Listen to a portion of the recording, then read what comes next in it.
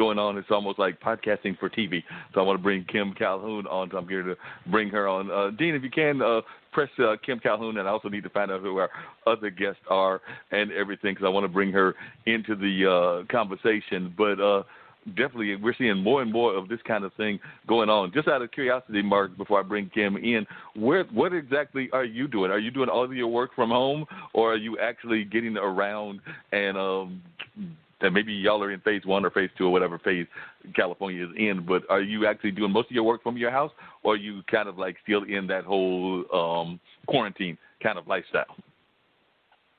I was working out of a co-working space, but definitely still in the quarantine type of lifestyle. Not too many people are going out. Not too many people are going into the co-working space that I have a desk at. Things are still pretty strict over here in the peninsula of Northern California.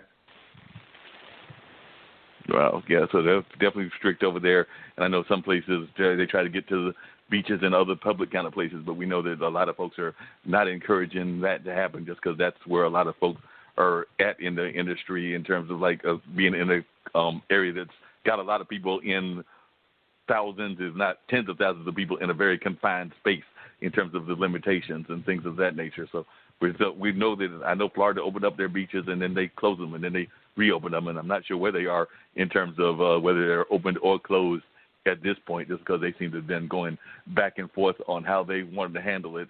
Are the beaches in California open right now, or are y'all's beaches pretty much shut down?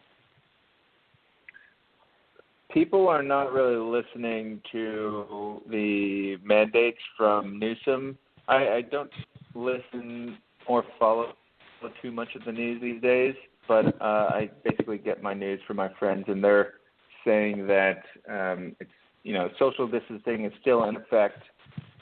I don't believe the beaches are open, but what's good about what I'm doing is all of my teammates are remote, and we can continue to support people through SMS. So I'm not super affected, but I do feel for everyone that has to go out there, and I'm thankful for all the essential workers out there. Oh, yeah, the essential workers are very essential. I mean, and, of course, we're finding out some jobs that we didn't always think of being as essential. They're getting recognition, and it's my hope that that's just not a limited time that we consider the fast food workers and the people at restaurants to be essential and the delivery people now because of what's going on in the world, but that we understand that they were essential all along, and also the people that have to do the cleaning and stuff like that. So they are now being labeled as essential workers. I always thought that they were essential from the beginning, but now they're actually getting that title of being essential. So glad to see that they are getting some of the recognition that they need and all of that greatness. So, but my fear is that after the pandemic goes away, that those people will not get the recognition that they have always deserved. And the same for teachers. I mean, teachers are having to do some amazing teaching kind of skills by having to teach online and learn, even almost learn on the fly, because some of them were not the best people in terms of having that skill set, but now they're having to develop that skill. I definitely want you to stay on the line because like I said, we got an amazing show and some great guests, and I want to continue the conversation with you and learn even more about mindful text. But I do want to get to Kim, and Kim's on the line with us. Kim is one of the principals, I guess is the best way to describe it, with something called IBM TV and Pod TV. So they're basically like they celebrate all kinds of great folks in terms of celebrating entrepreneurs, celebrating creatives like those that are doing podcasts, celebrating chess players and even celebrating, I think they're going to start celebrating cricket players, but they're doing some really interesting programming and everything. I've been on the show now, I think 3 times, and I've always had a good time. I think they enjoy having me on the show and things of that nature. So I've got Kim on the line, and Kim's actually based here in North Carolina, but IBM TV has got their producers all over the world. They've got a producer, or one of the hosts is out of South Africa. One of the producers is out of India. They've got another producer that's based here. So they're just doing some really amazing work, because we're seeing that folks are having to develop new medias as well. So, Kim, tell us a little bit about what you've got going on, and then I definitely want to get to one of our primary guests, that being Mr. Hacker, who's written a book basically saying what some of us are hoping, which is that Donald will not be in office afterwards. But we'll find out what he's got to say about that. And he's also got some interesting theories about math and things of that nature. So, Kim, tell us a little bit about how you got into the whole IBM TV thing. I know that you had some background in other stuff, and like I said, I was so glad when y'all invited me. I even told Dean a couple of times on a past podcast about how much I enjoyed being on there. So just tell us a little bit about what you've got going on and how you got involved in it. Well, one of the things I do like, Mark, is just meeting people like you. And we love having you on. As you know, you can beam in and out and join us anytime. We love you. So first off, I just want to tell everyone every job is essential. I want to, high five all the doctors and nurses and everyone who takes the front lines for us. But one of the things I like about what IBM TV is doing is we're saying, hey, every job is essential, and we need to maintain that. We need to make sure that we all have something to do when we're ready to get back in and re-enter the new world. And it will be a new world. And one of the things that I want to just add is I'm a little disturbed about because I'm all about data, right? And IBM is about data. We are not really affiliated with IBM anymore, but data has always been everything about my life. I started my career as an engineer, and data tells us that the countries that did the best practices like wearing masks, proper social distancing, and hand sanitizing had 4 deaths and never closed down, never locked down. They still operated. They just practiced good manners, good common sense. So I just, want to throw that in there. And that's what we learned on IBM TV. We host a 4-hour show every day for COVID-19. We have doctors from all over the world. We have entrepreneurs from all over the world, medical experts, scientists, researchers, people who have actually come up with rapid test kits in the very beginning, long before anyone else on our show. So that's what we're about. I kind of got into this by accident. I met the senior executive producer of Money Masters PBS TV at a PBS hackathon. If any of you are engineers, that is my original background. And I've owned telephone companies, started them. I've raised over $134 million in one swing in businesses. That's what I go around speaking about, is how to do a startup and raise money. And I speak to minorities. I was on the Google speaking tour, and that's kind of what I do.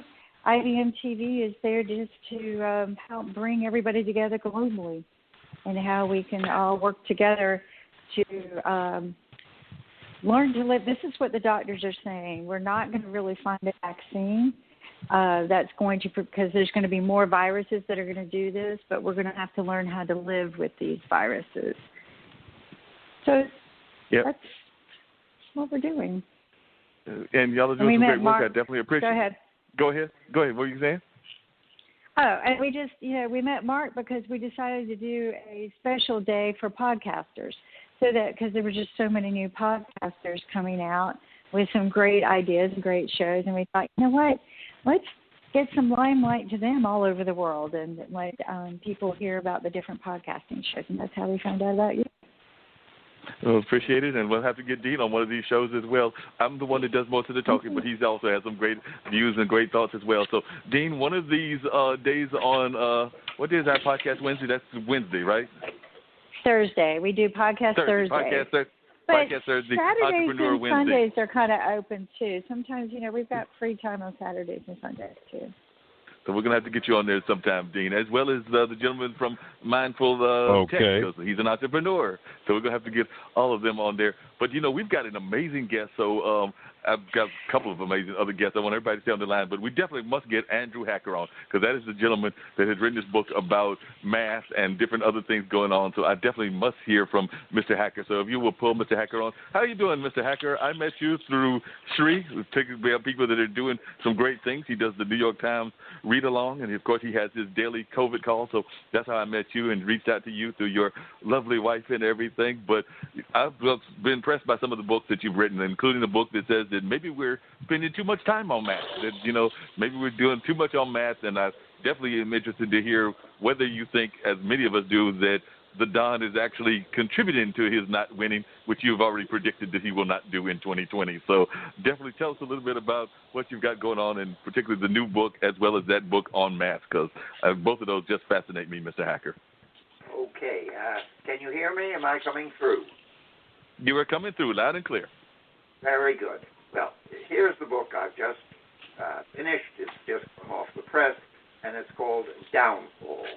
And the subtitle is The Demise of a President and His Party. And what it's about is why there is no way at all that Donald is going to get reelected. And I show with facts and figures that this is an absolute certainty. Wow. And what are some of these facts and figures that you give? Like I said, give us some words of encouragement as to why the Donald will not win, because we've been saying that we don't want him to win, but we don't have the facts and figures. So give us some of the reasons that you think that it is impossible for him to win. Here's why. In order for him to win, he would expand on the number of people who voted for him last time, 2006. And there's no way he's doing that. That group of people are falling. Here's an example. Between 2016, he was up the second highest number of votes, 2016, and 2018, the midterm elections.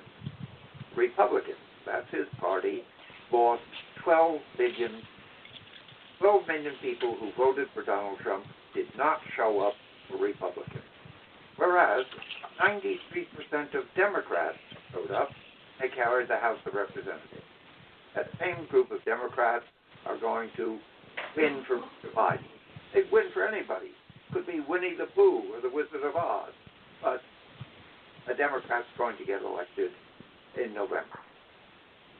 Well, I'm glad to hear that. I know some people have been concerned about some of the mudslinging that has been going on with Tara Reid and others to try to muddy the waters of the current and probably presumptive favorite among the Democrats. So I'm glad to see that you don't think that will have any impact at all, because, one, that was umpteen years ago, and there doesn't seem to be any concrete proof of anything having happened. And then we also know that the person currently over there in Pennsylvania Avenue has had a rich history of not being supportive of women either.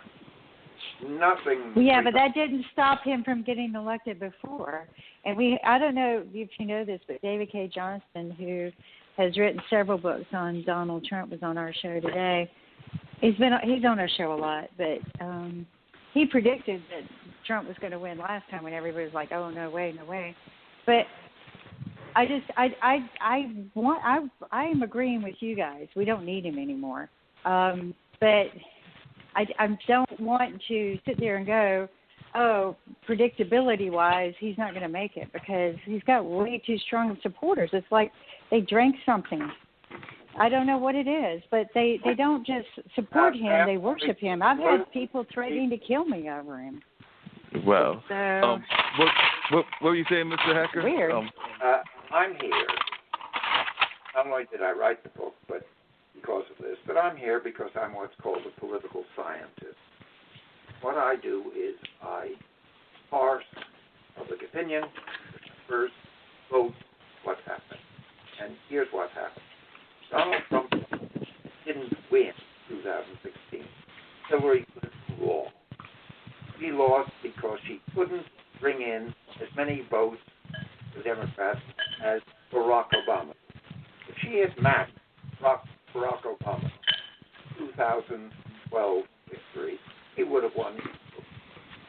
Trump won on a fluke. He won those 3 states by 77,000 votes. I'll tell you something about those 3 states. We all know what they are: Wisconsin, Michigan, Pennsylvania. He won them by 77,000 votes. He elected. Take those 3 states. Do you know how the Democrats and Republicans did back in more recently in 2018? They won those states by 1.2 million votes. They came out. They saw what had happened when they stayed at home. They came out, they swung those states by 1/4, 13 times as much as what Trump's margin. That's why Democrats. It's a new group of Democrats, and they're going to sweep the country, including the Senate. But we don't have hoping that anybody worth voting David for right now. Johnson I is hate a our great campaign. mind. I've read his business. I think he's a fantastic journalist and scholar. Wow. I just don't think we have anybody that's strong enough to take him on. We don't have a strong